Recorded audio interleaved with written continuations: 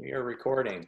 Awesome. Okay. Well, thanks everybody. I'm just going to take just a moment here. I know there's a lot going on in many of yours businesses. For the most part, everybody that I'm talking to has so many amazing things coming together right now. And I'm super excited for all of us, especially as we look at only about 20 days away now from Transform You in Pittsburgh. It's going to be a tremendous time. And so as we kick off this series, Daren's been so gracious to take, time out of his schedule here to really be with us and run through not only, building the fundamentals of our business, but really, truly taking our business and creating momentum. This is a momentum business. I learned 26 years ago, back in May of 1992, when I joined this arena for the very first time, that momentum is elusive, and momentum is something that you want to have, and momentum is something that you want to ride and develop and build, but maintaining and sustaining it is also going to be incredibly important. Daren's going to spend some time over the next five weeks, Monday nights, to help share and help us understand the value of momentum and what it's going to do to be able to build our business and your business and send your business into the stratosphere if you really follow these plans. Now, I'm sure that a lot of this is going to be repetitive for most of us, but what is cool about it is you're going to get to hear it from somebody from day one, who watched the first member enroll in the company, who watched the first customer get started on the products.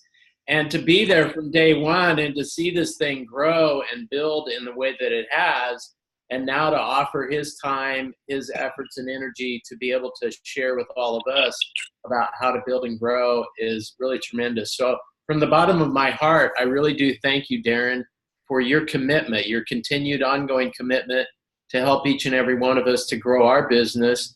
And I've got my journal and my notepad out, and so I'm ready to roll whenever you are, okay? Thanks, Daren. Well, thank you so much, Matt. And coming from you, that means a lot. Matt and I go way, way back. We met each other way before Yoli even, so we knew about each other. He was a legend in the industry then, and he's just become more of a legend now. I love his leadership style, and I love the fact that he has really pulled together the team over the next 5 weeks to do this training together. And I will promise to be at most of the trainings. There may be one or two that I'm going to have guest speakers at because of my schedule. Hopefully just one training that I'm going to miss because of Pittsburgh. But otherwise, you'll see me for the next 5 weeks. And what I'd like to do, I'd like to cover 3 different things on every training call. I want to cover, first of all, belief building, because when we come away from an event like we're going to come away from Pittsburgh, or we come away from conference, or we come away from one of our incentive trips, everybody knows that they have incredible results over the next few weeks because of what? Because why? Sure, we may have gained some new skills or some new knowledge, but mostly it's because of our belief level. Our belief level is through the roof. And when we can increase our belief, we increase our activity. When we're high on belief, we're high on activity.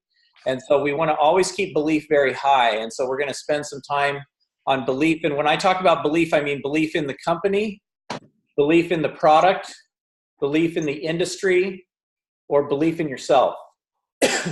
Today, we're going to focus a little bit on belief in the industry itself and in Yoli specifically. The second thing we're going to cover every week, we're going to talk about skills. We've got to improve our skills. We got to make sure that we're constantly working on our skill set, and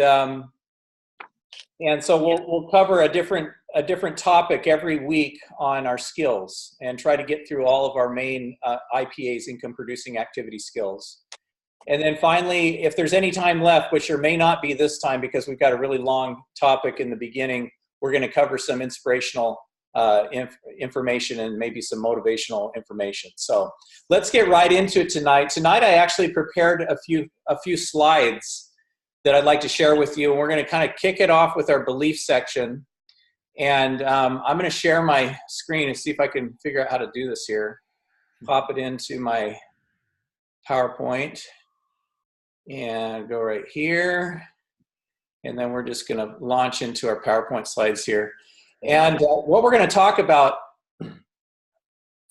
tonight is we're going to talk a little bit about why the Yoli opportunity is absolutely the best, not just for network marketing, but in a home-based business or any kind of business situation in general, because of the industry that we have selected.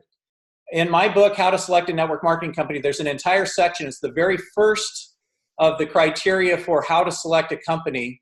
I put it first because it's the most important thing to choose first, and that is which type of product or product industry are you going to represent as a home-based business owner. You want to build a successful business, you want to cash in on the most popular home business trends. You have to do that. If you're picking something that's not trending, then you're fighting against the current instead of riding the current. So have you ever swam in an ocean with a current? It's kind of like stepping on one of those, you know, those kind of flat escalators, the flat pads at the airport where you step on it, it's the walkway and it speeds you up. You're trying to get to your plane and you start walking on this moving sidewalk, so to speak, and you're getting there 2 to 3 times faster than everybody else is walking on the side. That's what I'm talking about. I'm a big, one of my favorite things to do, my new big deal is I love e-biking. I'm totally an e-bike fanatic. And so I have this bike. It's called a pedal assist bike.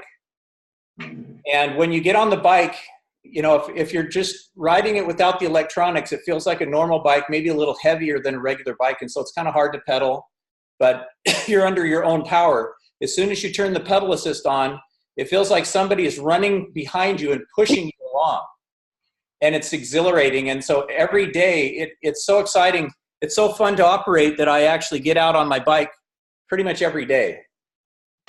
And I ride around my neighborhood and ride around my local town with a big grin on my face. It's a kick in the pants. And if you ever come out to Yoli House Northwest, to my house, I promise you, if you want to, I'll slap a helmet on your head and we're going to go up for an e-bike because it's really, and I'll tell you one thing, you're probably going to end up being interested in getting one because it's so addictive. But that's what you're going to experience when you get involved with the product industry that is trending. You're speeding up your process. If you're getting something against the trends, you're slowing down the process. So we want to get you into the best home business model possible, and that's what we're going to talk about tonight. So the very first chapter that deals with which criteria to pick for success in the business is which product industry to get involved with. And I have a formula that I call Uncle D's $1 billion product formula. Write that down. Uncle D's $1 billion product formula. Okay, and here's what it is. I created a little mnemonic to remember it. If you can read this, it might be covered with your screen there a little bit. Every criterion unlocks the vault to success. Every criterion unlocks the vault to success. This is kind of one of those mnemonics, kind of like what you'd see in piano lessons. You know, every good boy does fine. You're trying to learn your scales or whatever. These words represent the first letter in the formula that I will teach you, ECUTVTS. The very first one is a product must be emotional. If you want it to be fitting the Uncle D's $1 billion product formula, it has to be emotional. It has to be consumable. It has to be unique. It has to be traditional, valuable, timely, and stable. We're going to go through each one of these. So if you haven't had a chance to write them all down, try to write them down. But if you haven't had a chance to write them down, we're going to go through each one in turn so that you can get a specific idea as to how these all fit into the $1 billion product formula. But here's the deal. If you can match up 5 of these 7 in a business model that you're pursuing from home, you've got an incredible opportunity. You have an incredible opportunity if you can match up 5 of the 7. But if you can get all 6 or 7 or 7 of the 7, it's that much better. And we're going to kind of show you at the end of this call specifically how many of these we actually match and how we do with Yoli, okay? Let's start off with the first one. A product must be emotional. If you're coming on board, by the way, and you got any background noise, go ahead and mute your line. There's a way to mute. And I'm going to mute some of these calls here that are coming in. Here we go. Mute. See if we got any more here. Okay, I think everybody else is muted. Good. Okay, so a product must be emotional. If you want this to be successful, you want a product that is highly emotional, meaning that it plucks the heartstrings. It really plucks the heartstrings. So what are some of the emotional products we can think of? I always think about jewelry, kind of associated with like a wedding ring or an engagement ring, or something meaningful you get from a loved one. You get a beautiful necklace or something. That's always a very emotional gift. How about shoes, ladies? Are shoes kind of emotional? Not maybe for everyone, but for some people, shoes are incredibly emotional, and that's why you have so many pair. Chocolate, any kind of comfort food, very emotional. Some people say I'm an emotional eater. Any food that you eat that is causing you to change your emotions or your hormones or your feelings, that's a very emotional product. You sometimes will consume it without wanting to consume it even. You'll be compelled to consume it because of the emotional appeal of the product. What are some other things? Perfume, very emotional product, kind of ties into memories or thoughts. Music, type of music, music artists, movies. So those are some emotional products. What about some non-emotional products? I think about maybe, let's get my mouse back here. Hold on. Oh, there we go. Like cardboard boxes. Now, if you run a company, you need to have some boxes. You need to have a cool box, but cardboard's kind of a commodity item. It really comes down to pricing. Just about every corrugated cardboard company has about the same quality product. Now, you put some branding on that package, you put some logos and something that means something to you on it. It may mean some, something more to you, but as far as who you're going to buy that cardboard from, it's not as big a choice or a concern because it's kind of a commodity, so it's not as emotional. So, I laugh and I say, things like toilet paper, not very emotional. Although I will say this, when you first start out in life and you have to go with the cheap stuff, it becomes highly emotional after a few months. I mean, I remember we were so broke when we first started our network marketing career. I think we bought non-perforated toilet paper. And it looked like it was made out of recycled bark because that little flecks of bark in it. That's going to cause you to change. When you see that Charmin commercial, like that's a very emotional commercial. Don't squeeze the Charmin. That meant something to me. So you can take a non-emotional and make it very emotional with the right marketing and the right product. So let that sink in. It's sinking in. Let that sink in. Okay, let's see here. The next criterion out of the 7 is consumable. A product must be consumable. This may be the most important of the 7 for Uncle D's billion-dollar product formula. A product must be consumable, must be used up and replaced on a what? At least monthly basis, if not weekly or daily. So, vacuum cleaners, are they consumable? Bowling balls, these are things that we don't need more of. Somebody who's an expert bowler might have 2 or 3 of them, 4 of them, but you're just not going to have any more than that, and you're going to run out of commissions real quick because you can't keep selling bowling balls every month. Could you imagine a bowling ball of the month club or something like that? It's just not going to work. Not a good model. So what do we go to? We go to the ultimate consumables, food items, nutritional supplements, personal care items, things that get used up and replaced on a monthly basis. Even cosmetics, I would argue, aren't as consumable as the products that are listed here, because cosmetics, you could take, like, ladies, how long does it take to do, go through a tube of lipstick or mascara? It takes more than a month. And so you don't you want to get paid on a monthly basis, so you need to have something that consumes at least every 30 days. So think about consumability. That's the reason that we get paid consistently, those consistent checks. And I know Matt's excited when he gets his check. He wants his check to continue to stay solid or to go up every month, not to go down. And the only way you can accomplish that is by having a consumable product. I would hate to be in a business where I was paid like selling motor oil or selling vacation packages that were like once a year, once every 3 months, because then you get paid in those increments. I want to get paid every single week, every single month. I want these things to consume on a regular basis. Okay, so that makes a lot of sense. Okay, a product must be unique. It's a little cartoon I have here. Why do you buy why don't you buy the soft stuff? It's on sale. Well, I always buy BioWipe.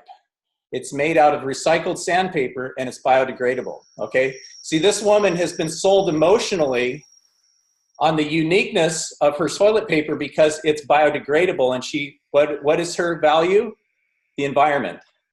So she'll take a little bit more of a she'll take a hit for the environment, because that's her value. That's what's important to her. And so we can market to people's values. We can market to that by creating something really unique. I remember that Melaleuca create some, biodegradable things. They used to create a laundry detergent that you could drink. It was so safe and biodegradable. And they would demonstrate that on a regular basis. So I always felt sorry for the guys who did the demonstration, because they were consuming at least half a gallon of laundry detergent every month to do their home parties. Pretty nasty stuff. But so here's another example of unique. Unique can be based upon things like a special celebrity formulator, like somebody who is unique to that company. Maybe a formulation, something that's unique to the company. It can be based upon an endorsement. It can be based upon a proprietary formula. All of those things make it unique. And so like Atkins Diet is an example of something that's a unique brand. Nobody else can have it because nobody else has Dr. Atkins. We'll talk about a little bit later why it doesn't fit some of the other trends, but it does fit that trend as far as being unique. Now, a companion to unique, it goes hand in hand with unique, is, here's another example of something that's not unique. Commodities. Commodities are not unique. Something like corn, silver and gold, copper, metals, coffee, oil, computer chips, pork bellies. All of these things have kind of a steady, even value all across the world. You can't really negotiate on price. And so it's the worst product to have in your direct sales network marketing business, because you can't assign any kind of special value to it. It doesn't have any special value. You always are regulated by the marketplace, and commodities become a very non-unique, non-valuable product to use. So it's one of the worst things you can use in your product. So try to stay away from commodities as much as possible. Find a product that's unique to your company that nobody else can market anywhere else, that's proprietary and special to you. Companion to unique is traditional. It also, although it needs to be unique, a unique formulation and exclusive to your company, it also needs to be something that's traditional. Now remember, we talked about vacuum cleaners not being consumable, but they are very traditional. You have to admit, when you look at a vacuum cleaner, you don't have to explain what a vacuum cleaner is to anybody. If you're selling them a better vacuum cleaner, they're just replacing their old one. As a matter of fact, I remember this is a Kirby vacuum. I use this because my father and my grandfather was one of the first dealers in the country to actually operate a Kirby store in Longview, Washington, a retail store, because it's mainly a door-to-door business. And I think it's kind of interesting about that is we always got free Kirby's from Grandpa because he could get them really cheap, and he gave them to us as Christmas presents. And we hated them because they're so heavy, especially back in the day when they didn't have their automatic drive, the motors. You had to push this big cast iron thing around, and the Hoovers were coming out. They're super light. And we had to still vacuum the whole house, these little 12-year-old kids with the Kirby. It was like pulling me around instead of me pulling it around. And so this brings up some real traumatic memories from my youth. But do you remember at the fair, they used to sell the rainbow vacuums? Yeah. Rainbow vacuums were very, very unique. As a matter of fact, Brian McCoy used to sell them. And the thing that was unique about the rainbow is it had water in the, in a compartment where it sucked all the particles out of the air into the water, like a bag, and then you could flush it away, and you take all the particles out of there, all the pollen, the dust, and particles out of the air, so you're constantly cleaning your air and not kicking up all that dust every time you vacuum. So it was a very unique idea. It's traditional because we know it's a vacuum, we know what it does, but it's just a better vacuum, in their opinion, and in everybody else's opinion who bought one. So there's an example of something that is unique and traditional. You need to have both, okay? Hopefully that makes sense. Valuable. Now, we're going back to our example of emotional products. Emotional products are also very valuable products, meaning the more emotional they are, the more value they have. They're worth their price and maybe more.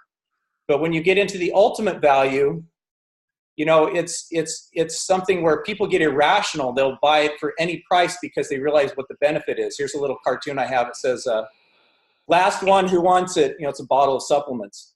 I'll give you $500. The other guy says, I'll take my car. And then the lady's offering up her child, you can have my firstborn, okay? Just an example of people's run on the bank, so to speak. When you get down to the last one, people are so excited. Some people have got that panic feeling when you run out of Alkaline or run out of Pure or run out of something that's really important to you, how important that is to your health and how important it is to just your daily life, and how panicky you can get when you run out of those types of products. So another valuable product that you'll place a lot of value in is information. And that's one of the reasons that we combine with network marketing the power of a really great product with the information behind it to make it even more powerful, because we're teaching people about the power behind the product and we're educating them on health and nutrition. So it's a combination of the product and the information and the coaching, the person that's there. So that creates even more value.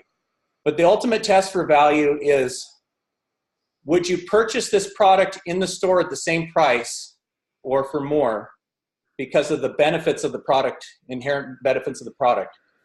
And one of the most successful models we've already gone through with the emotional argument and the consumable argument is nutritional supplements, number one, personal care, hair care products, number two, and then, of course, any type of, food supplements, whole food, things like that. But personal care, nutritional supplements, those are always going to be the high value products because they're dealing with health, weight loss, better sleep, less pain, more energy. You can't put prices on those things. When you have results with a great product, it's so easy to market because people are willing to pay just about anything for a product that truly works in those areas, okay? All right, so the last two things. So we've been through product is emotional, product is consumable, a product is unique, traditional, valuable, so that's the first five. Timely is this number 6, which basically means the product is on trend right now. Right now. What decides, or who decides if a product is on trend? Who decides for the most part if a product is going to be successful before you even put it on the market? Could you make a prediction whether or not your product category is going to do well in the marketplace even before you release it? I think the number one factor in determining this success model is the baby boomers, 76 million babies born between 1946 and 1964 who are aging and demanding products that deal with age, demanding products that deal with their later years, with the retirement years. They may have spent their entire lives focusing on their wealth building and their career, and now they're spending their fortune trying to buy their health back. The baby boomers and the 64 million baby boomer babies.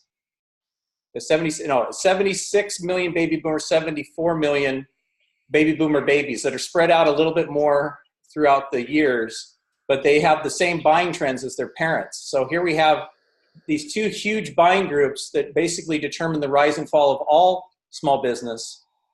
And you need to match up, you need to get ahead of that trend and be building a product that is popular right now for that age group, for those age groups. It's popular in the marketplace right now. I can't tell you how many people came to me and said, Daren, you're not going to believe this. This was back in the 90s. They come to me and say, Daren, we're going to make millions of dollars. We're going to be selling the deregulation of electric power, going door to door, selling electric power. Can you imagine taking people off their current electricity and signing them up with another vendor that's less money, and we get a portion of the phone bill or the power bill? I said, well, that's, I've always felt like the utilities are the ultimate consumable. But then I'd ask him this critical question, is it here in the state yet? Can we sell it? Oh, no, we're working on that. It could take as many, as 18 months to 4 years to get here in the state. Great. Call me a year after it launches in my state, because I don't want to be a pioneer and I don't want to be the guinea pig, and I can't feed my kids and send them to college and do all the things I want to do with my family on speculation. You cannot build a business on speculation. You have to build a business on real world activity, real economics, things that are happening in the marketplace right now. So you have to make sure that something's trending right now and making money right now. In addition to that, here's a little commercial. Wow, Al, I just sold out on my cell phones. Any sales yet on your satellite TV watches? Nope. Here's a guy set up at a trade show next to another guy. One guy's selling iPhone 10s or whatever is the popular iPhone out, or Samsung. The other guy's selling satellite TV wristwatches. And it's a kind of a cool new concept, cool new idea, but what happens is people come over to the table, they play around with the watch. Maybe they watch a little Judge Judy or some Jeopardy on the watch for a few minutes, break it, and give it back to the guy because they just can't figure out how this is going to help me in my life. He's trying to sell them on the idea that they need this when they're already in need of a more traditional product that they're already sold on. They just want it. They just want, the demand is there. They just want it. That's marketing, putting the product in front of the demand and making them just go right there. Sales is like a used car lot where you're trying to sell somebody into something they may or may not want. I'd rather be in marketing. So timely, but at the same time, what will the baby boomers be buying 5 to 10 years from now? This is the last criterion, and that is stability. Is the product stable? Is it going to be there in 5 years, in 10 years, in 15 years? If you want to still be making those incomes and have the trend going up, like an airplane taking off, then you need to pay attention to the trend. Is the trend going up? Are baby boomers going to be participating more in this product in the next 5 to 10 years than they are now, or less? And again, I'm going to use another example of Atkins. We said that Atkins was a really good example of a unique product because it was branded very uniquely with, and you can only get the Atkins product through the Atkins Center or from a licensed Atkins dealer. Is Atkins a good opportunity to get involved with now? Absolutely not. He's dead. Dr. Atkins died, and no disrespect to him, he was a great man. He came up with some really good concepts, some things that we learned from with our Better Body System even, but definitely not a trend going up. It's more like an airplane coming in for a landing. You don't want to jump on the airplane coming in for landing. You want to take off on the airplane going up into the sky. So that is the formula. Again, here we go. Every criterion unlocks the vault to success. Emotional. Okay, now as I go through these, let's see how Yoli stacks up. Is Yoli an emotional product? Does it tug at the heartstrings? There is nothing more powerful in home-based business. I'm not talking about network marketing or direct sales. I'm talking about any kind of home-based business opportunity, whether you're doing cleaning or you're doing scrapbooking or you're doing home financial services, you're doing anything in home business, it doesn't matter. Weight loss is number one for building a business. It's so emotional, even compared to cosmetics. You know, sure, you're gonna look younger, you're gonna feel younger. It's a very good industry for emotion, but weight loss trumps it every time, followed by less pain, better sleep, better energy. Those are huge emotional categories, and you can't beat them. You cannot beat them. I will put up any other product category against weight loss and nutritional supplements, and there's just no way that you can make more income with those other industries. Number two, consumable. Is Yoli consumable? Is it used up and replaced on a monthly basis? Absolutely. That's the whole business model based on consumability. Critical. And that's one I'd say 5 out of 7 is really good with these criteria. That's one you can't miss. You have to have a consumable product. Number 3, is the product unique? We have unique proprietary formulas. That's one of the reasons we have our unique proprietary blends. Nobody can duplicate them or copy them. We have unique trade names. But the thing that makes us unique more than anything else is the people that we have in our leadership. Our founders, our scientists that formulate the product, our corporate staff, and especially our leaders like Matt, who nobody else can get Matt. He's not going anywhere. He's focused. And so we have a unique team of people that nobody else can duplicate, nobody else can have. And that's what makes Yoli a special, unique program. But at the same time, it's a traditional product line. People already know the value of nutritional supplements. They know the value of good, healthy foods and whole foods. They know the value of taking good nutrition into their bodies. And so we don't have to sell them on it. We just need to switch them on products, switch them to something new, something more powerful. So it's a traditional product. It's something that's been sold all the way since Shackley days in the 1950s, very successfully. Dr. Shackley kind of gave us a good boost there from the 50s. He was selling it before it was popular. A product is valuable. Is Yoli valuable? Is it worth its price? You can't have anything better, more valuable than weight loss. Again, same principle as emotional. Is it timely? Is it something that is timely for the baby boomer generation right now? Are they ordering more supplements now today than 5 years ago or less? Will they be ordering more supplements in 5 years than they are today? That's the test. Emotional, consumable, unique, traditional, valuable, timely, and stable. Okay, that is the Uncle D's $1 billion product formula. When I run into you and I see that you've been on this call, there will be tests. There will be tests to find out if you've absorbed this information. So make sure that you're paying attention and really think about these concepts, because it's really critical to know. Now, obviously you've picked the right company. I'm not going to grill you on the fact that you need to read my book, How to Select a Network Marketing Company. You've picked the right company.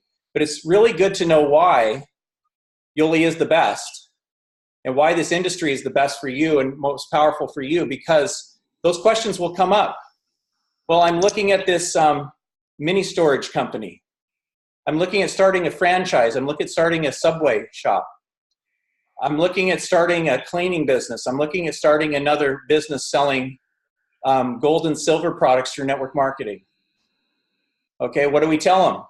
We have all the answers we talked about tonight. If you really think about what we spoke about, you have all the answers to those concerns, enough to convince the person that they're making a huge mistake by going with any of those other companies over Yoli. And if you need more information, more help with that process, let me know and I'll go over with you again. Okay, let's transition into our skills training.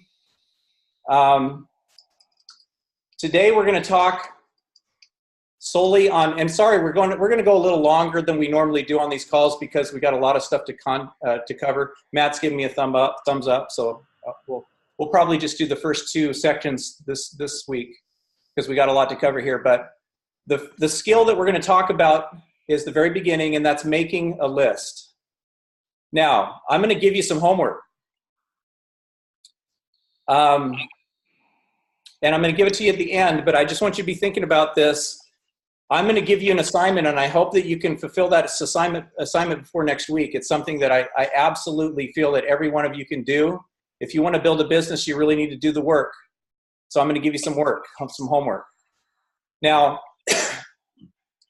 I know that all of you who are serious about building this business have a list. If you haven't started your list, if you're just brand new, get with your upline, get a training, and learn how to start building your list. But it's easy because your list is your phone.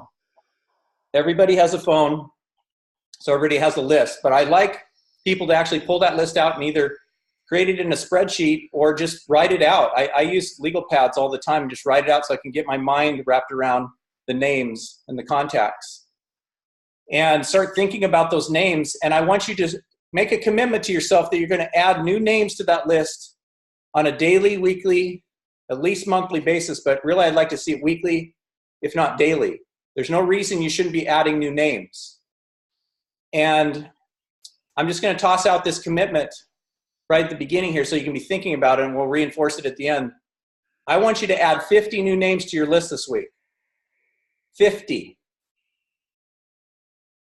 Now, when I was asked to start building my names list, when I got involved with this business back in the 90s, I was asked to come up with 1,000 names. Have you ever been asked by a Yoli person to come up with 1,000 names? I don't think so. We don't talk about that. So I'm not going to listen to your whining and complaining when Uncle D asked you to come up with 50 names, because that is a drop in the bucket. You should have seen me in my mid-20s trying to come up with 1,000 names, and I did it. 1,000 names. I did it. I eventually did it. It took me a while. But there's ways to do that. We have, first of all, we have our phone. Just go through your phone and write down all the names, not just some of them. You might say, well, I don't want to contact this person for this reason, and I don't like this person, and this person would not be a good customer or a member. Don't worry about that. Write them down, because something happens amazing in the brain. When you write it down a name, it makes you think of other names that are associated with that name or that person or their industry or their occupation. Write them down. You don't have to contact all of them. I won't make you contact anybody on the list that you don't want to, but write down the name. That's your assignment. Write down the name. So that should make the 50 a lot easier to write down. I'm going to write down 50 names I'm not going to contact. I hope that's not the case, but that would fulfill the assignment, because all I told you to do is write down 50 more names, people that you know on a first name basis. When you get through your list of phone, it's easy. You just get out the phone book and you look at all of the last names in the phone book and write down people that you know that have that last name. Or, just a list of names on a directory. A lot of people don't even have phone books anymore. I still get a phone book delivered. I don't know. We use it for like kindling or something. I'm not sure why we get it. It's obsolete. And then we also, you can go to the first names on there. You can go to the internet and get a memory jogger. There's memory joggers. If you want one, I've got one that I can send you. A memory jogger that goes through different industries, different lists, different ideas on how to build that list. And I swear, you could sit down, I really feel, in 30 minutes and have your list of 50 easily. Easily, you should be able to do this in 30 minutes, if not less. Just whip out those names really quickly with these memory jogger techniques. You could go to Google and just search for names memory jogger, or names memory jogger, and you'll come up with ideas for building that names list. Make a commitment to yourself tonight, if you haven't already, to never stop building your list of names. If you never want your business to stop growing, you never stop building your list.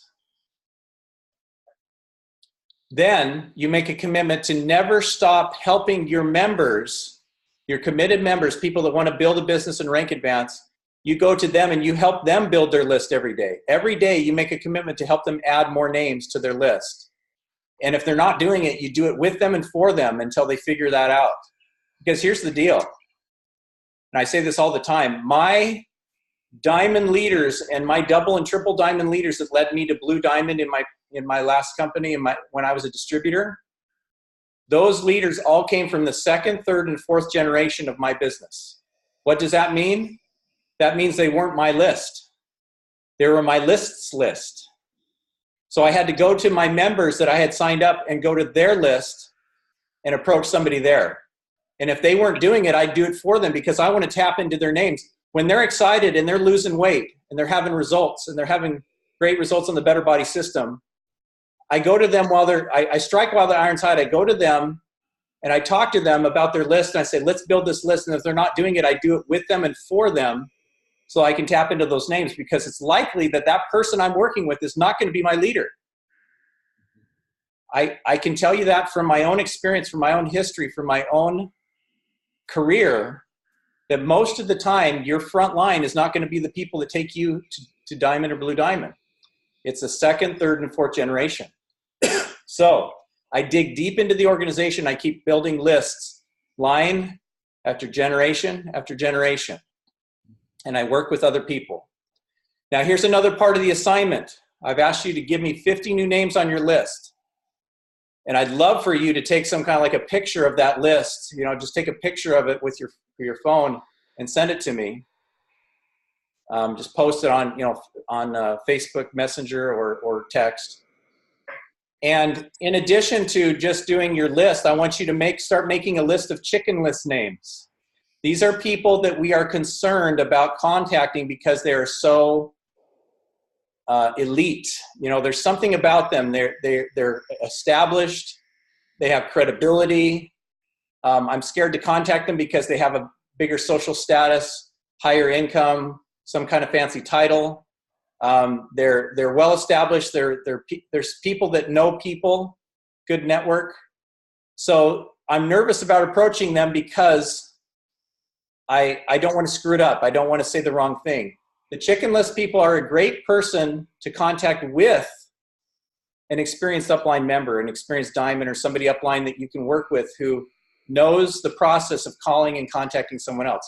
It's going to serve you for two reasons. One, it's going to give you somebody who's more experienced at working on the phone or on Marco Polo or on FaceTime or Zoom, more experienced than you are, so they're better at the approach. Number two, it's 2-on-1.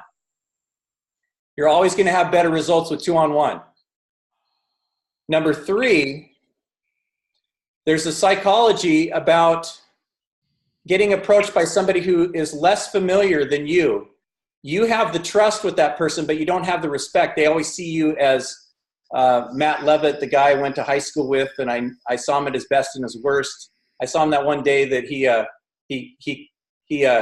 flubbed the winning kick at the football game and lost the tournament. Matt's covering his screen.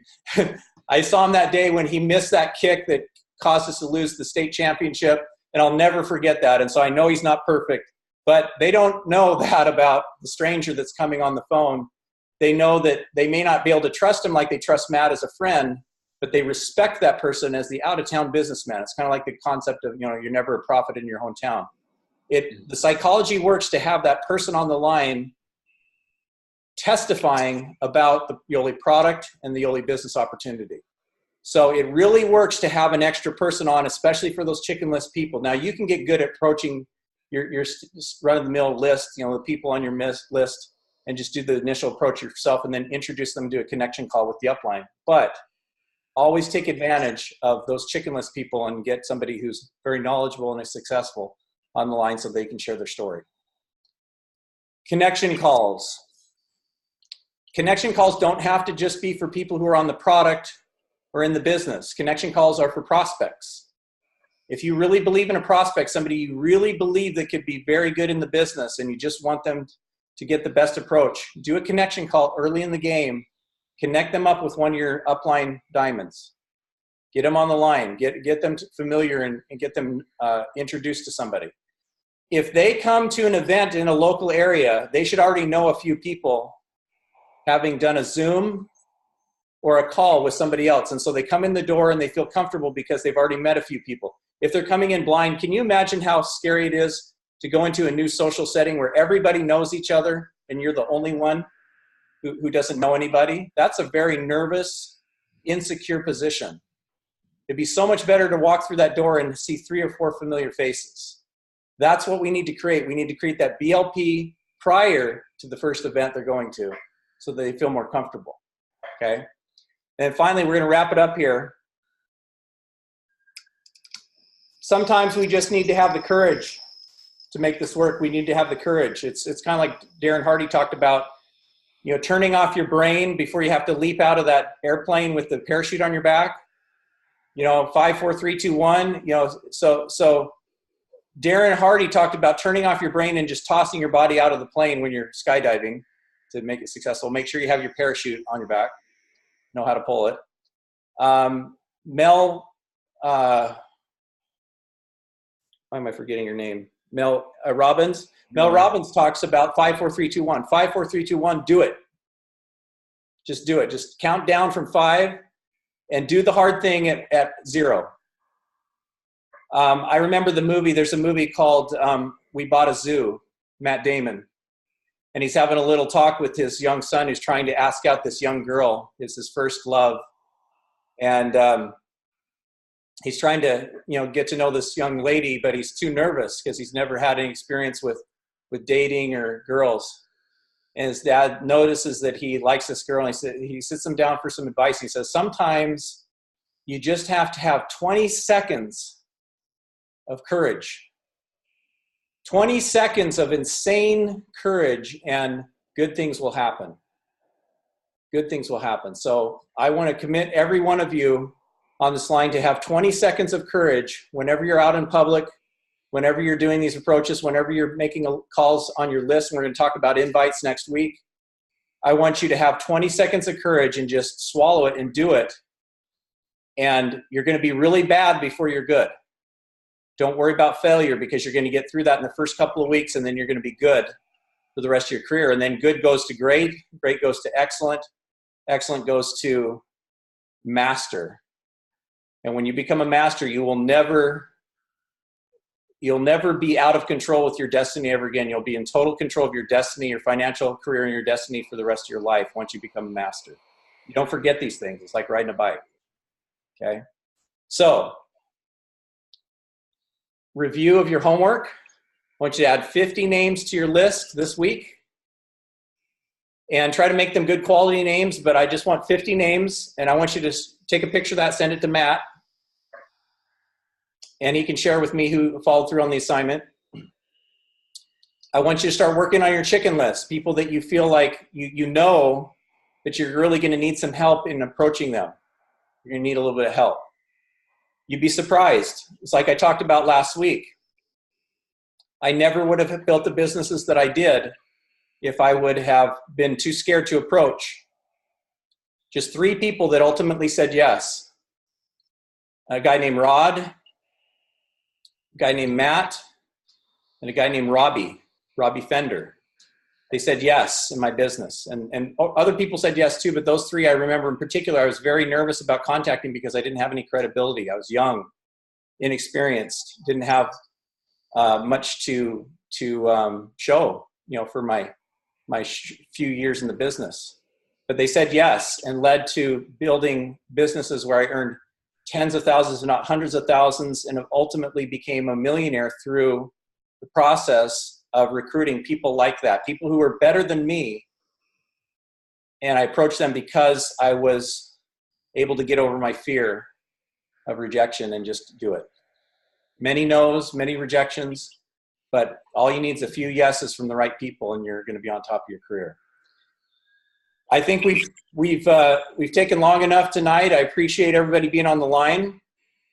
I just want to say in closing that the only thing that separates you from me, or you from Matt, or you from any of our leaders is time and the number of people that you approach about this business. And that number of people is directly in concert with the number of people on that list that I just asked you to keep building.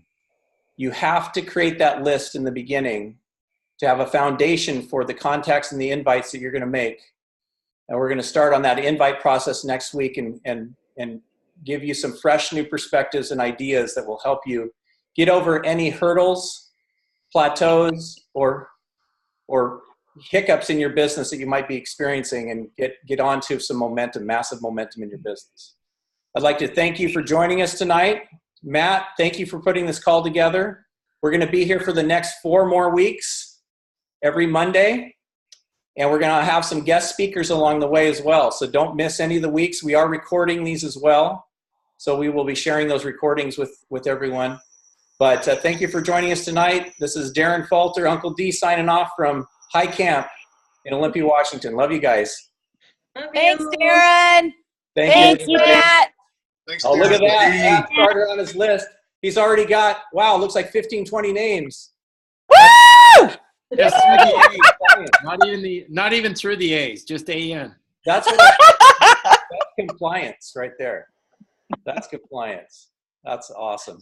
I love that attitude. When I remember one time somebody saying, hey, oh, look at there, Brian's got the book. There you go. I remember one time being in a seminar and somebody recommends a book. And I know the leaders are the top leaders when they're getting on Amazon and ordering the book while he's just finishing up his notes, and the book is actually delivered to their house within, by the time they get back from that conference, it's waiting for them. That's the kind of attitude that Matt has, where he just immediately takes action the minute he hears some new challenge or some new ideas. I love that. Thank you, Matt. Thank you, Brian, for your commitment. Thank you so much, Lori, for your commitment to this business and your leadership. Thank you, Rhonda. Thank you, all you leaders out there, all you diamonds. You're very impressive. Do we have any other diamonds on the line? Raise your hand if you're a diamond out there and I haven't seen you. Thank you so much, you guys. There's a future diamond. Oh, who's that? I can't see. Kathy, Are you muted? Kathy and Tim, yes. Oh, No, I don't think we're muted. Kathy, you're so Kathy's small. never muted. Thumbnail. Oh, Awesome. Thank you for being here. always. Awesome. Well, thank you, everybody. Have a wonderful night. We'll see everybody next Monday night. Same. Awesome. Thank you. Great training. Thank you. Love you guys. We'll see you. Love you. Bye. I can help you. this week. Bye. Talk to you soon. Bye, everybody. Bye. So I guess we have to do it in the phone, huh?